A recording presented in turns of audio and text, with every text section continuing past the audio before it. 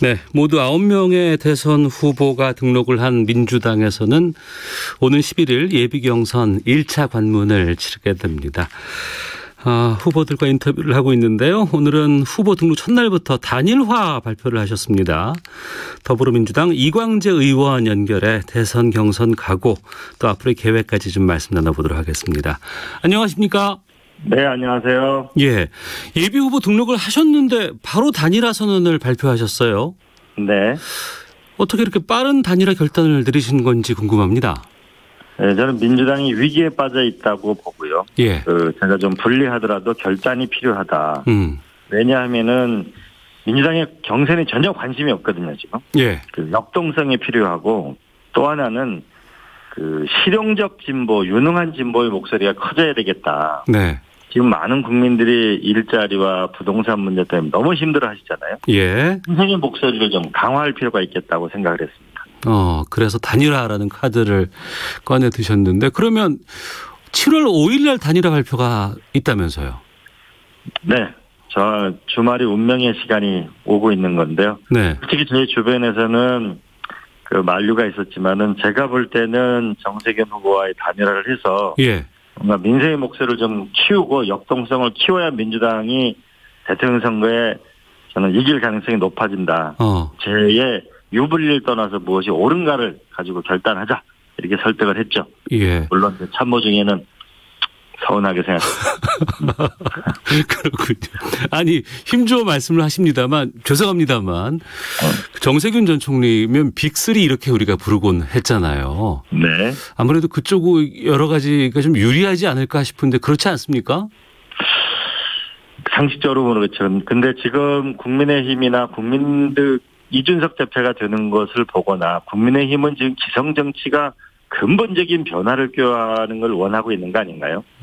새로운 나라와 새로운 기운, 새로운 시대, 새로운 세대 교체를 저는 원하고 있다고 보고 예. 그런 국민 민심을 믿고 제 운명을 던지는 거죠. 정세균 총리님은 또 장점이 많으신 분이고요. 예. 민민할 수 있다고 생각합니다.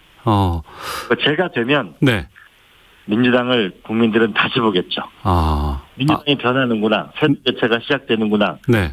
이건 어마어마한 정치권에 저는 폭풍을 몰고 올 거라고 생각하고 그래서 민생의 목소리가 더 커져야 국민들의 삶이 훨씬 더 나아질 거라고 보고 미래로 나갈 거라고 생각합니다. 일반적인 예상과는 다른 결과가 나온다면 이거야말로 커다란 뉴스고 또 관심을 집중시킬 수 있는 카드다. 그렇게 보지 않으시나요? 단일화 방식은 어떻게 되는 거예요, 그러면? 주말에 운명의 시간이죠. 개량화할 수 있는 방법으로 할 수밖에 없을 것 같고요. 예. 그래서는 구체적인 거는 제가 말씀드리는 거는 예의가 아닌 것 같습니다. 그 방식 같은 것들이 공개되지는 않습니까? 네, 그렇습니다. 그렇군요. 이제 국민의 뜻을 묻는 것이 합리적이겠죠. 예. 어제 민주당 대선 주자 9명이 함께하는 국민 면접 행사가 있었습니다. 네. 네. 이 자리에서 여러 후보들의 정책이라든가 비전 같은 것들을 확인해 보셨을 텐데 많은 분들이 이 자리를 온라인으로 한다고 하더라도 접속을 해서 확인하거나 하는 것들은 제가 확인해 보니까 그렇게 많지는 않더라고요.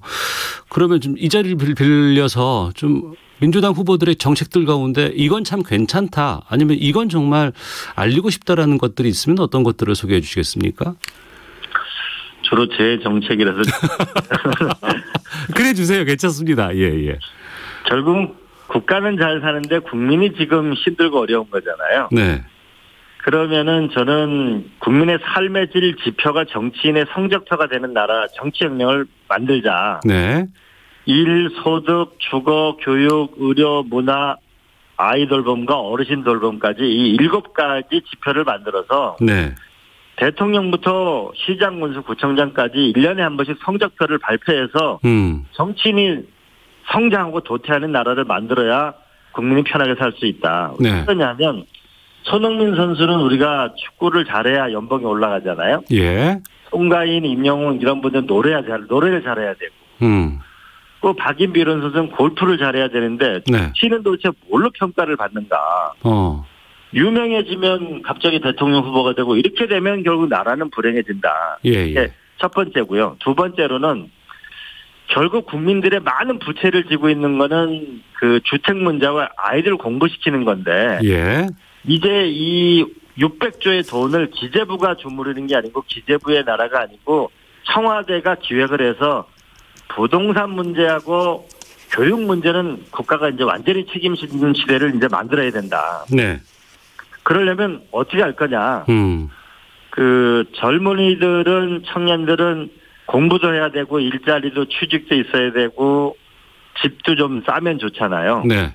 그러면 지방의 대학들이 소멸위기에 있는데 국공립대학에 대학교 내에 기업이 들어가게 되면 대대적인 세제 인센티브를 싱가포르나 홍콩 정도로 주는 거죠. 네. 그렇게 되면 일자리가 생기고 학교는 특화될 거고 거기 학교 안과 바깥에 우리 하버드나 MIT 보게 되면 학교 담장이 없잖아요. 네. 그럼 거기에다가 우리가 주거단지를 만들게 되면 공부도 하고 일자리도 생기고 주거 문제도 해결할 수 있다. 또 하나는 초등학교를 보게 되면 오후 3시면 다 비잖아요. 예. 그래서 일본처럼 거기를 초등학교 주변을 좀 더 사가지고 그 복합화를 주상복합이 아니고 복합화를 하게 되면 돌봄도 있고 어린이집도 있고 유치원도 있고 초등학교도 있고 그 후에 아파트가 있으면 위워커도 있으면은 그러면은 초등학교 6학년 졸업할 때까지 그 아파트에 살면 네. 그러면 그 돌봄과 교육과 주거 문제를 동시에 해결할 수 있지 않습니까? 예. 이렇게 해나가면 제가 하면 너무 좋겠다고 그럼 돈이 어디서 나냐 예. 이렇게 말씀하시더라고요. 현재 국가 예산 중에 약 4조 원을 주택 예산했습니다. 이 어려운 상황인데도. 네. 그런데 도로 철도에 16조 원 이상을 씁니다. 그런데 주택기금을 주로 20조, 30조 원 가까이 쓰고 있다고 얘기하는데 주택기금은 국민들이 청약주택을 하거나 우리가 채권을 팔아서 생긴 돈이지 세금이 아니거든요. 네네. 그럼 만약에 기재부가 마음대로 하는 게 아니고 40년 전에 만든 이 재정계획을 완전히 바꿔가지고 만약에 10조, 20조 정도를 일반 회계를 주택에 쓰게 된다면 네. 25평형 우리 아파트를 거의 10조면 10만 채 지을 수 있습니다. 땅을 국가가 갖고 있다면. 예. 그렇게 해서 돈의 물꼬를 완전히 그 주택 문제를 해결하자. 교육 문제를 해결하게 되면 이러면 우리가 새로운 나라로 갈 수 있다. 유럽이 국가가 낭비해서 국가 부채가 늘어나는 게 아니고 교육을 무료로 하고 돌봄을 무료로 하고 그리고 주택에 대대적인 투자를 하기 때문에 부채가 늘어나는 거거든요. 알겠습니다. 예. 바꿔야 된다는 거죠. 예. 재정 개혁을 통해서 주거 교육만큼은 확실히 잡겠다라는 말씀을 주셨는데 이번에 그 기호를 다 뽑았잖아요. 네. 기호 2번 되셨더라고요. 지난번 노무현 대통령도 2번이었습니다. 그 2번이 2변을 일으킬 거다. 그렇게 생각합니다. 알겠습니다. 이번에 단일화에 성공할 수 있도록 많이 좀 도와주십시오. 예. 청취자분들께서 많이 듣고서 이제 판단하실 것 같은데 그러면 7월 5일 날 정세균, 이광재 이렇게 단일화가 누군가로 결정이 되면 그 이후에 단일화가 더 확장될 수 있는 가능성도 있습니까? 또 참여할 가능성도 있습니까? 다른 후보들이? 현재로 봐서는 알 수 없을 것 같습니다. 네. 분명한 것은 반 이재명 이렇게 하지는 않을 겁니다. 저는 이광재의 길을 가려고 하고요. 예. 결국은 정책 중심으로 연대가 이루어지는 거지. 예. 바람 중심으로 하는 거는 전 바람직하지 않다. 이렇습니다. 알겠습니다. 이재명 대 반 이재명 구도 안 하겠다고는 하십니다만 아무래도 이제 이재명 지사가 유력하게 지금 떠오르고 있는 상황이기 때문에 좀 여쭤볼까 합니다. 어제 또 대선 출마 공식선 했잖아요. 비대면으로 영상으로. 네. 보셨을 것 같은데 어떻게 판단하시는지요? 이재명 지사는 저의 좋은 라이벌이 될 것 같다. 네. 이런 생각이었는데요. 네. 어제 그 장점은 이 노동자나 서민에 대한 애정이 있는 부분은 참 장점이었던 것 같습니다. 네. 그리고 좀 부족한 점이라고 하면은 외교 부분이 아주 많이 빠져 있었다는 부분이 좀 약간 부족했던 부분이고 네.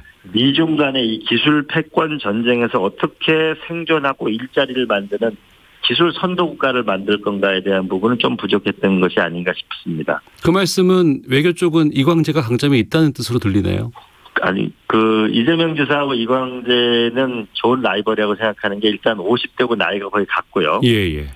두 번째는 저는 일자리와 성장을 강조하고 있고 이재명 지사는 기본소득. 예. 그리고 저는 중산층과 중도를 강조하고 있고 이재명 지사는 전통적인 지지층.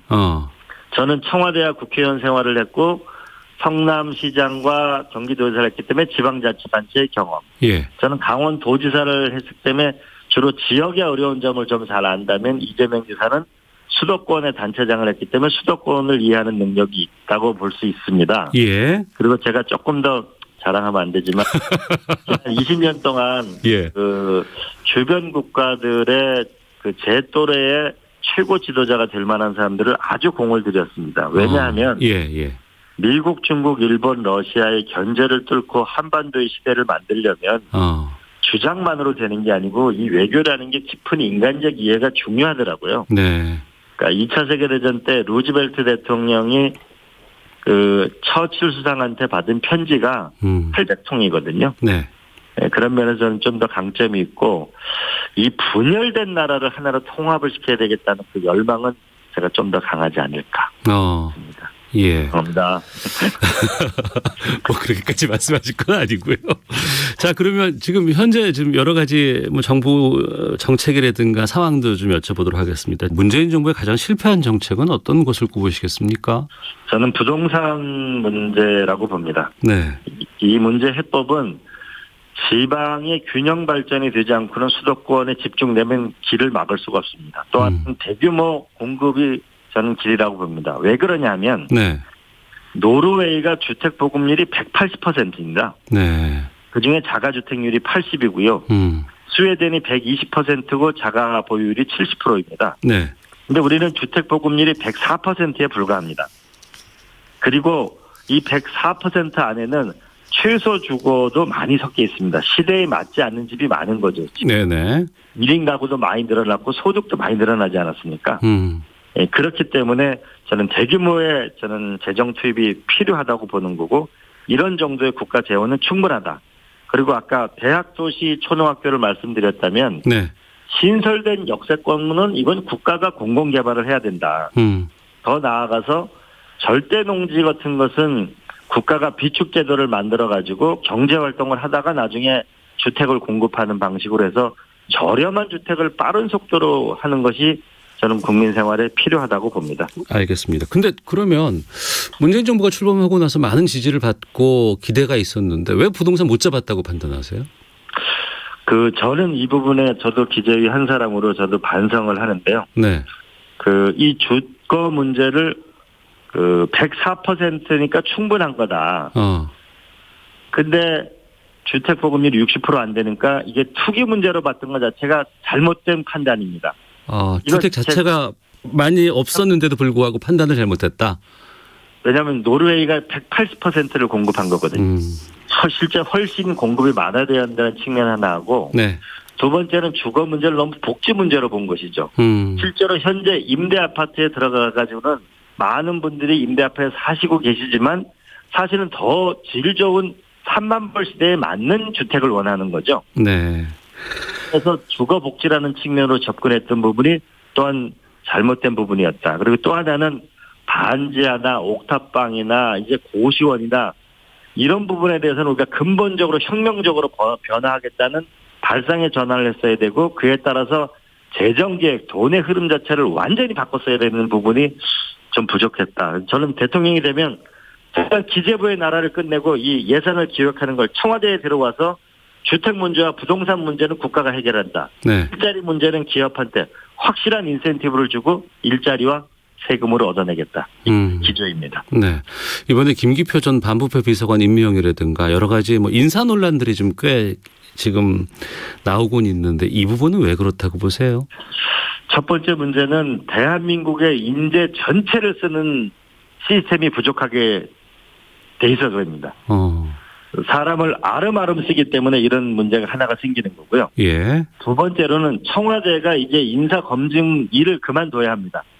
왜 그러냐면 과거처럼 국정원 정보가 오지 않습니다. 네. 이제 경찰이 뒷조사를 하거나 새로운 정보를 가져오지 않습니다.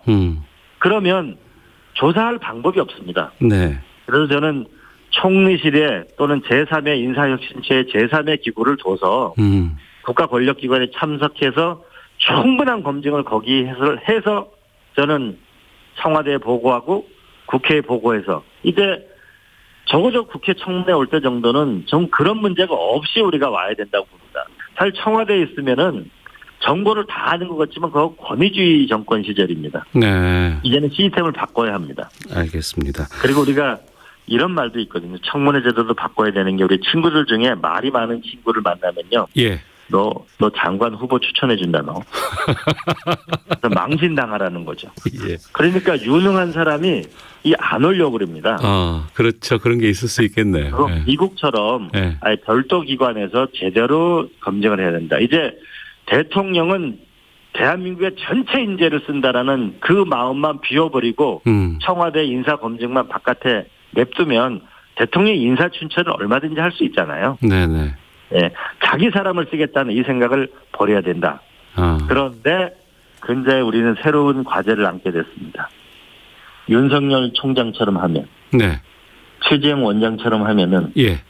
전 국민의 인재를 어떻게 쓰죠?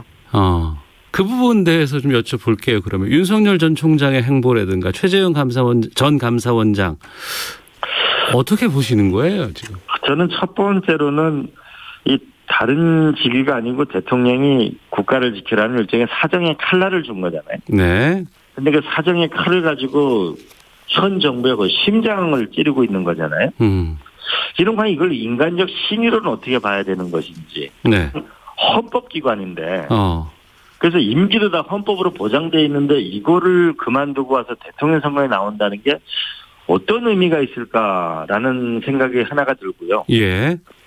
두 번째로는 저는 사실 윤석열 엑스파일은 별 관심이 없었고 네. 파일을 보고 싶었거든요. 근데 이번에 발표를 보면서 이 국민들은 정말 이 경제에 대한 불안감, 그다음에 미중 외교 전쟁에 대한 불안감이 큰데 이게 너무 실망스럽다. 네. 그런 생각을 많이 들었습니다. 그래서 우리가 뻐꾸기라는 동물이 있거든요. 네. 새가. 뻐꾸기가 이게 자기 집을 짓지 않고 남의 집을 뺐거든요. 예. 그래서 저는 국민의힘에 얼마나 많은 사람이 윤석열 총장이 그 가까운 사람들을 구속시켰습니까? 근데 국민의힘에 들어갈 생각을 저는 해서는 안 된다고 보죠. 예. 그래서 이제 뻐꾸기 정치를 저는 그만둬야 된다. 그리고 지금은 국가 비전과 국정 파일을 국민에게 설득력 있게 얘기를 해야 된다. 저는 이미지 정치를 좀 그만했으면 좋겠다고 봅니다. 예. 그럼에도 불구하고 야권 주자로 우뚝 서 있는 건 왜 그렇다고 보세요? 현 정부에 대한 실망감이 큰 거죠. 우리가 촛불로 이렇게 만들어줬는데, 네. 우리가 이렇게 일자리, 부동산, 이렇기 때문에 우리가 이렇게 고통스러워하는 부분에 대한 국민의 실망감이 있고, 그럼에도 불구하고 현재 민주당 지지도와 국민의힘 지지도가 비슷비슷한 걸 보면 네. 일단 정신 차리라는 거죠. 이제 유능한 진보, 실용적인 진보 좀 제대로 해보라는 게 국민들의 질책과 기대가 섞여 있는 거 아닌가 싶습니다. 알겠습니다. 시간이 다 됐습니다. 왜 이광재 후보가 대통령이 돼야 하는지 끝으로 한 말씀 해주신다면요. 저는 세계의 미래를 가장 먼저 만나는 나라 대한민국을 만들고 싶습니다. 삶의 질 1등 국가가 돼서 국민이 좀 이제 정치 걱정 안 하고 좀 편안히 살았으면 좋겠습니다. 또 하나는 G7에서 G5, G3로 가는 기술혁명에 기초한 기회의 나라를 만드는 창업국가를 통해서 위대한 나라로 가는 저는 선도국가가 되기를 희망하고 여기에 헌신하려고 합니다. 예, 알겠습니다. 여기까지 말씀 듣겠습니다. 고맙습니다. 좀 도와주십시오. 고맙습니다. 네. 더불어민주당 이광재 의원과 함께했습니다. 자, 이 시각 교통 상황 살펴보고 돌아오죠. 교통정보센터 연결합니다. 임초희 리포터입니다.